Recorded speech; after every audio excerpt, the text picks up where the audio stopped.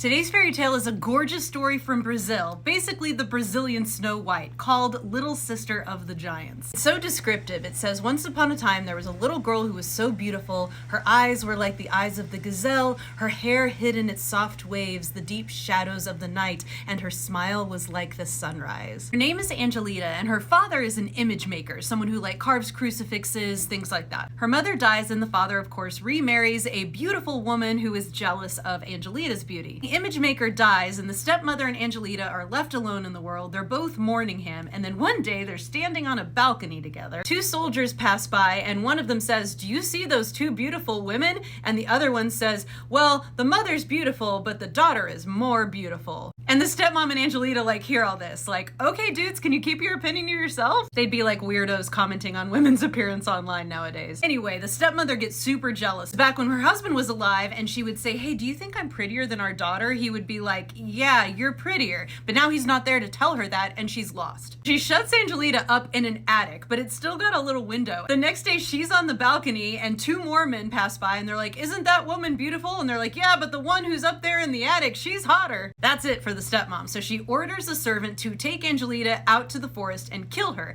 and says, "I want you to cut off the tip of her tongue and bring it back to prove to me she's dead." A little less upsetting than the German one where it's her heart and she's gonna eat it.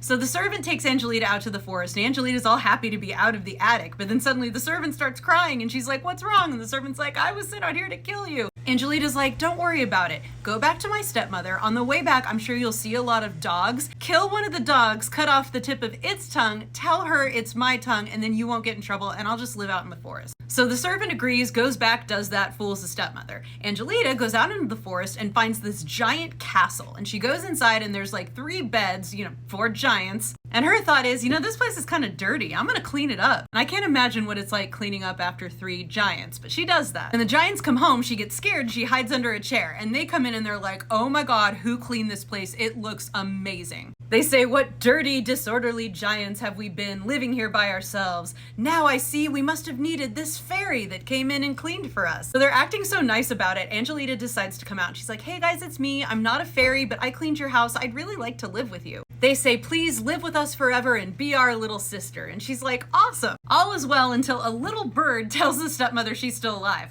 Literally a little bird. She's super mad, and so she gets these red leather shoes that are poison and goes out to visit her. Now the story tells us that Angelita lets her in not because she's dumb, but because she's lived with kind people so long she's forgotten what fear is like. The stepmom's like, "Hey, I've missed you. I brought you these shoes." And she looks at them and they remind her of shoes her father gave her too. So she puts them on and instantly falls down dead. The stepmother leaves mwahaha, and when the giants come home, the first thing they notice is the house is not clean. They're like, "Whoa, she didn't clean up. What's wrong?" They find her body and say, "What evil has befallen our little sister?" And then one of them says, "Who will keep house for us now?" But they really do miss her, and they sob and cry, and they want to give her a Christian burial, but they can't because they aren't allowed to do that because they're giants. And so they put her on this silver casket and take it out to be found by someone who will then go take her and give her a proper burial. Well, who passes by but a handsome prince who opens the silver casket, sees a beautiful girl inside, and says, "Yeah, I want her. This dead maid is my own true love," he said, and he carried the casket home to his own palace and put it in his room. So he won't let anyone come into the room with him in the coffin, but his little sister is suspicious, so she sneaks into the room,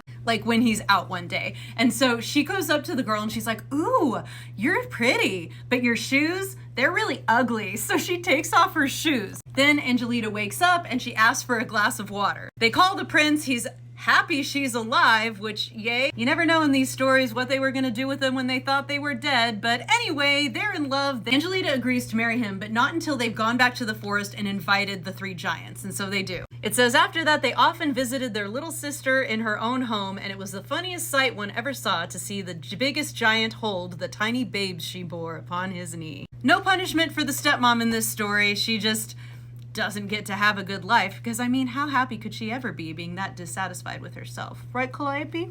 As always, check out my book, Dust Spells, a reimagining of the 12 Dancing Princesses, and my podcast. All the links are in the bio.